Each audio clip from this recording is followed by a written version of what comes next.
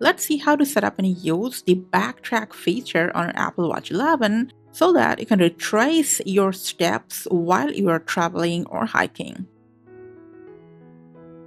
Alright, so right before you start your journey, just press on the crown, find out the compass app, and then tap on the zigzag road icon at the bottom right corner, and then just hit record path.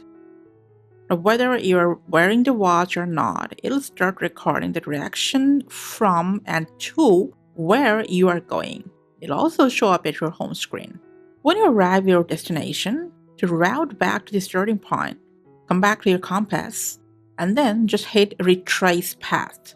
And then just follow the exact direction as shown in the compass to retrace your steps back to the original point.